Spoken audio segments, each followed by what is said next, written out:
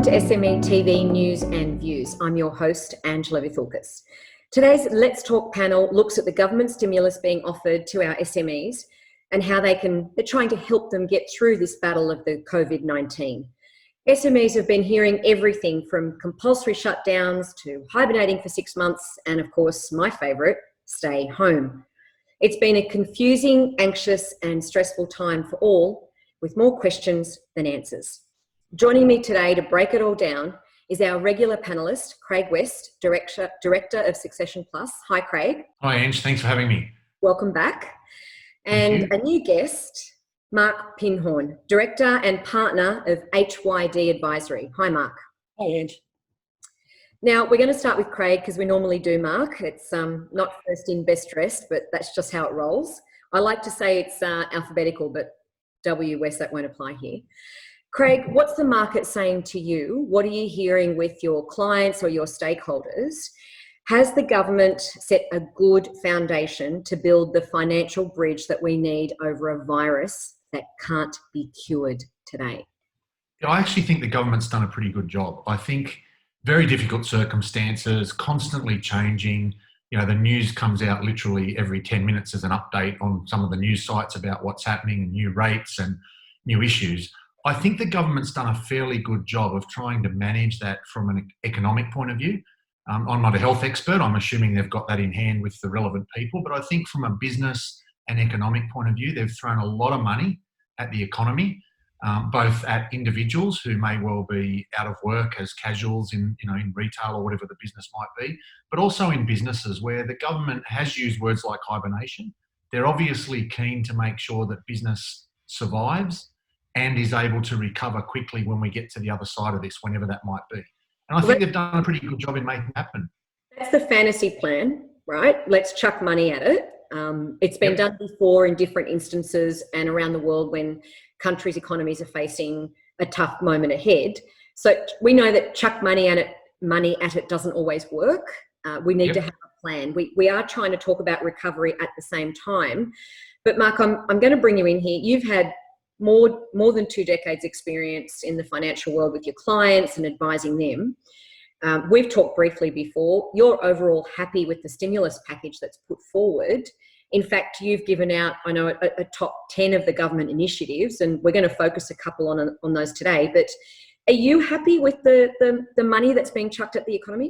Ange, I think it's a very well targeted package, targeted at business and making it very clear that the government is interested in helping business survive this very tough period and keep people employed.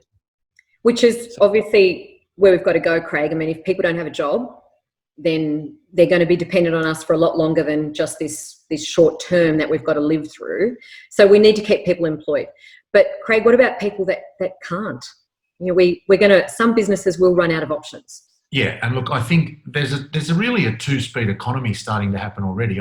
In my own client base, I've got a client in Perth that manufactures fresh pasta. He has never been busier. He cannot get enough staff. He's trying to hire trucks to do deliveries. Like, he's really under the pump to deliver. I've got another client in Melbourne who does major events, including things like the recently cancelled Australian Grand Prix. He's dead. He has got no work at all. Every single booking that he had between March, when it first started, and October has been cancelled already. He's got no income for the next 6 months. So he will get some of the government stimulus. Yeah. And that'll work for him.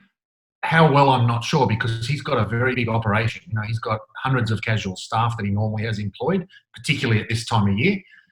He's got a large warehouse factory. He owns a massive inventory of equipment that he hires out. And so those challenges are quite difficult. Now, the government, you know, yes, they're throwing money at this problem. And what I really liked was they're throwing money on the basis of employees. So businesses with employees are going to get more money, which I think is a good thing. What I'm not sure they can do is recover that. Yeah, because they want those jobs to still be there further down. Absolutely. And they should. And that's a good thing. Yeah. So, Mark, I know that with your clients, you advise them as well, and you help them navigate this complicated financial world that we get ourselves into as business owners. That's the good times. We're faced now with very unusual circumstances that we've never experienced before. Hard to give advice on a situation that we don't know, A, how long it will last, and B, what exactly it's going to look like.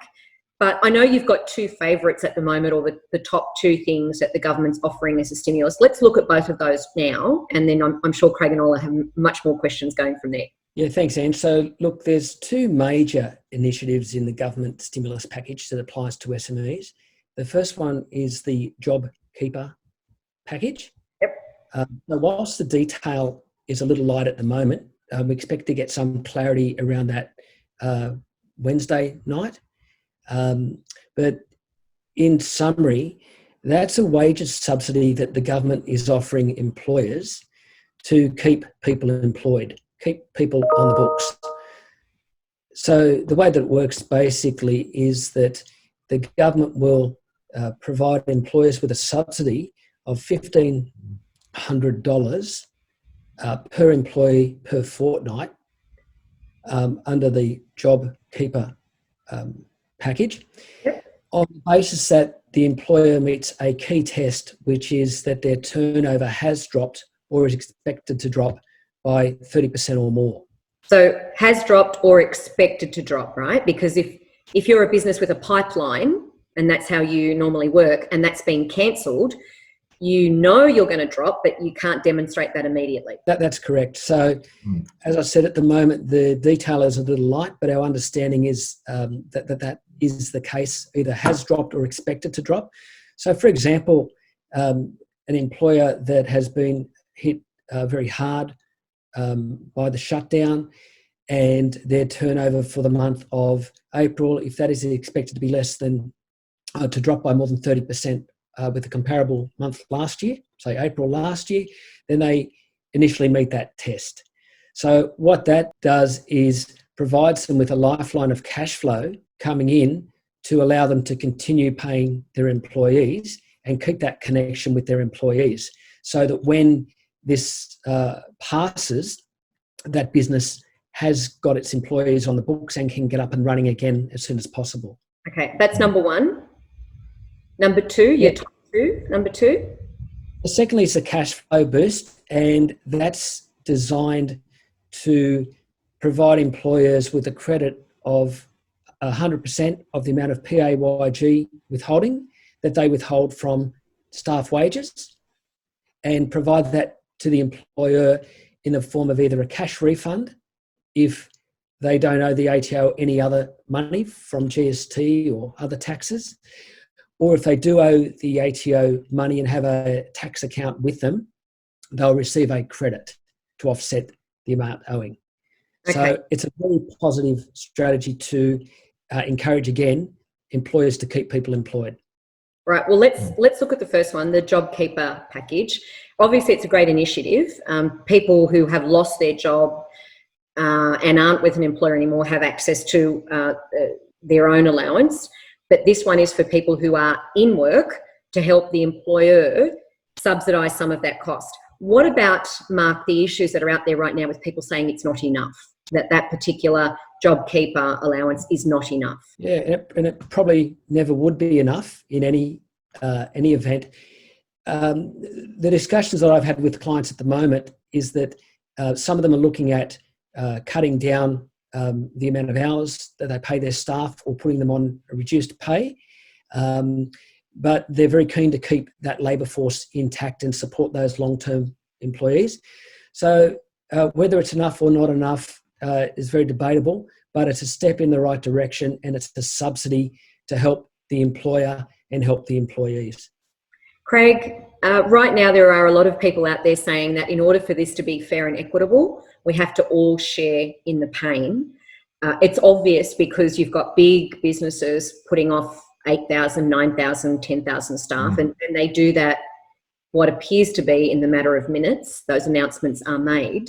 SMEs tend to try and hang on for dear life. Sometimes, though, that gets us into a little bit of trouble, because if we really don't have the financial backup to come through what could be a 6-month hibernation intensely, no amount of JobKeeper money is going to save you at the other end. So there is that subsidy available. You know, some would say that $750 a week, most of their employees are being paid double, if not more than that. So there's going to be that gap. But if you've got revenue coming in, that's okay. What if you don't though, Craig? What if you've lost all your business? There's no revenue coming in. You want to try and hang on to staff. What kind of financial world are you going to live in then in 6 months' time? Yeah, I think that's a really difficult one for anyone, including the government, to solve, because there are going to be businesses that have literally no income for 3, 4, 5, 6 months. And, yes, the JobKeeper may well allow them to pay employees something, which is certainly better than nothing. Yes. But there are some people, if you've got 2 kids going to school and a family and a house and a mortgage and all those things, $750 a week's probably not going to quite cut it. So you need to think about that. But from a business owner's point of view, there's also the issue of, there's a rent. So the government's made announcements now that if your turnover's dropped, your rent's going to drop accordingly and in proportion, which is a good thing. But you've still got a lot of other costs. As a small business owner, there's still other fixed costs. There's equipment. You might have a truck or a vehicle that you deliver goods in. You might have equipment that you're paying leases on. Well, there's all sorts of other costs that come in. Yeah, your financial structure wasn't geared for COVID-19. Well, I don't think many people were. I don't think anybody saw this coming. The issue, though, is that are we prepared? Are we resilient enough? Have we allowed for the worst case scenario, which, a couple of months ago we didn't know it existed, now we do? And moving forward, Mark, do you think your clients are going to be looking at their financial structure a lot differently? Will you be advising them differently now on how to somehow protect themselves of the next bad news that we face? Because it will happen again. Something like this on this scale will probably, that's what our experts are telling us. Something like this could in fact happen again. I think it emphasises the importance of business owners planning ahead. As Craig said, nobody could ever have anticipated what's happening. But a lot of business owners have got by for many years in a relatively good business environment. Now that environment's changed very quickly and become a lot tougher. Some of those businesses probably were never going to survive in a very tough environment. So more so than ever now, the importance of cash flow planning, knowing how much money's coming in over the next 6 months, and scenario planning and looking at your costs and outgoings to see whether the sums work, because quite frankly, it's not going to work for some businesses, and they're better off knowing sooner than later and making appropriate decisions and getting appropriate advice early. That's right, because there's no point getting into deeper debt unless you have a good idea that you can battle that later on.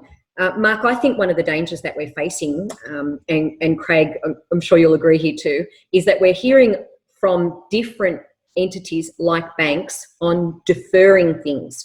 One of those issues that business owners are going to face is they think that deferring means not paying. And it's not. It just means we're putting off the inevitable of what's going to come later. And if you haven't got it today, what makes us think we're going to have it in 6 months' time? So that deference that's being offered, that's a little bit of a slippery slope for some of us SMEs. Yeah, look, I understand the reasoning behind that very, very well. And some businesses need a lifeline for 6 months. Yes. And they may have a very good business model and they have very good prospects coming out the other end. They're expecting positive. For those businesses, putting payments on hold for mortgages and equipment financing and so on, it's a very viable option in some cases. Whereas for other businesses, they're just delaying the inevitable and they won't be able to pay that. So, Craig, some people need to be a little bit realistic and sit down and say exactly for something that they haven't done for a long time, probably is sit down and look at their business, what it was a year ago, where it might be moving forward, and make some tough decisions. And that might be including whether they keep staff or not moving forward. It could be a big mistake for them to just keep staff on just to get the JobKeeper package. Oh, absolutely. I think the big thing is, Ange, and we're particularly bad at this in Australia. We have a very DIY attitude to business. I actually wrote an article the other day and sort of said, you would never think about doing your own root canal therapy, but business owners, I talk to business owners all the time who manage their own bookkeeping and accounting. I had one guy who downloaded a sale of business legal contract from the internet and tried to use that for a $2 million transaction. Now, it's just cultural. A little bit of money. Yeah, they need to. I think if you're in business today and you're not 100% sure, and if you're not an accountant and you're not a lawyer or a business advisor, you're in business because you're really good at doing air conditioning or being a hairdresser or laying bricks or whatever it is, then you need to get good advice. And it's going to cost you a little bit of money, but if you get the right advice, it should save you or make you a lot more than what it costs. So I think now's a really good time to get good advice. So Mark, this is an ideal time now then for a lot of your clients to look at how they might restructure, if any, how they might plan further down the track. And I guess in a way, if you have to look at the silver lining, how they might place themselves around tax structure moving forward, because we're clearly going to incur losses. I mean, there's a couple of percent of businesses who are, as you said, Craig, you've got a client making pasta who's doing enormous trade and work now, and most people are being impacted. So it's an ideal time, Mark, for us to be absolutely honest, really put the spotlight on our financial circumstances, our business, and plan for the future. But a couple of the other things that you've mentioned in your top 10 list is, the ATO payment deferrals. There's no need to squeeze your cash flow too much. You can always have a conversation with the ATO now more than ever, right? Yeah, absolutely. So we've contacted the ATO on behalf of quite a lot of our clients to request extensions. So the ATO are very open to that at the moment. That's their policy. But absolutely speak to your accountant about how to best spend your available funds. We've put in place payment arrangements, payment deferrals with the ATO for quite a number of clients. We're deferring payment of taxes as long as possible.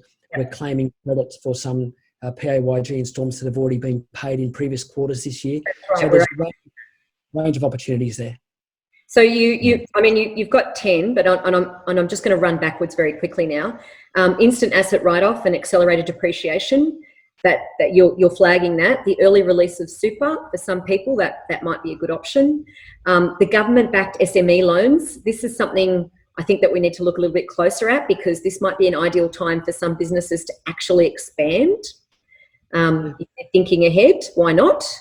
And a big one, I think, that hasn't had a lot of attention here, Craig, is the apprentices and trainees, those wage subsidies. I mean, this is, again, an ideal time to take a strong look at what your industry looks like moving forward, because we've been hearing for years how much of an apprentice shortage there is. There's the ability now for some SMEs to actually pay their apprentices more if they can get some. I've actually got a young female trainee in my office, absolutely brilliant young girl, school leaver from last year. She finished HSC last year. She's now doing law at university. She's brilliant. She is a trainee in our office. She's very inexperienced. She's been out of school literally 4 or 5 months. Yep. But if that plan helps someone like me or other businesses, keep her on and continue to encourage her to go to uni and continue studying and work with us as a bit of experience on the side, I think that's a good thing. There's always been, and there has been for a long time, certainly in New South Wales and around Australia, a shortage of good quality tradesmen. Yep. The more we can do to encourage that, the better. The better chance we'll have of getting all sorts of repairs done to the standards that we've expected. And the last thing you want is to be bidding war with a plumber or an electrician, Mark. But two things I want to cover off, because we need to wrap up. The New South Wales payroll tax waiver, I think that's, I've always been a big advocate for getting rid of payroll tax, but I think that's really important for those larger enterprises who are investing in their workforce and for some reason paying double tax. It's all a mystery to me, that one, as to why, but that's a really good one. The last thing I want to discuss with you though, Mark, is the New South Wales government, the $10,000 grants for businesses severely impact. What's that structure? Yeah, so that's designed to support businesses that have been affected by the health order to shut down. Yep. So it would apply to businesses like gyms, cafes, businesses in hospitals, clubs. Yeah, but not big ones. Yeah. No, it's only it seems that it's designed to apply to quite small businesses that are under the payroll tax threshold for wages. So wages of less than $900,000 a year. And the prerequisite is that their turnover must have dropped by 75% or more. So in other words, they've been forced to pretty much shut down their business. Right. And there's a $10,000 grant available for qualifying businesses. And that's a one-off, and that's from the New South Wales government, because there's some confusion, I think, with what the federal government's offering and what the state government's offering. And that's definitely the payroll tax. The last two that we mentioned, the payroll tax waiver and the $10,000 grant, that's a New South Wales government initiative. And this is a federal issue when it comes to anything to do with money in and money out of a business, because it all revolves around the ATO and any of those obligations that we have. Craig, thank you again for joining us today. A lot to talk about. We can never quite get these panel sessions to go for as long as what we need to discuss something. Mark, thank you very much. I would love to mention two more things, Ange, just quickly. I've been contacted through my business in the last couple of days by both Facebook and Google. Both have very, very generous grants programs for businesses that are advertising or have advertised with them for some time. Google, it goes right back to 2019. So if you've been advertising using Google AdWords, which I have since January 2019, they've got quite a generous grant. You have to use it on Google Ad credits, obviously, but it's quite generous. And Facebook's just announced they're doing the same thing. So I think we're starting to see a little bit of corporate contribution as well towards small business, which are a large part of their client base, to hopefully prop them up in a similar way to what the government's doing. Well, the grant means that there's probably going to be some money put in by the SMEs and some provided. Yeah, absolutely. But Mark, it's not a deferral and it's not putting it off. It's a complete waiver of some things or a matching. Nothing you have to pay back. Always like those numbers on the balance sheet. No, don't have to pay that back. Thanks very much for joining us. We look forward to chatting with you soon. That's another episode of Let's Talk for SME TV News and Views. Don't forget to join us again. There's a lot more on the website to have a look at, smea.org.au, for more episodes and podcasts. We'll catch you next time. Thank you.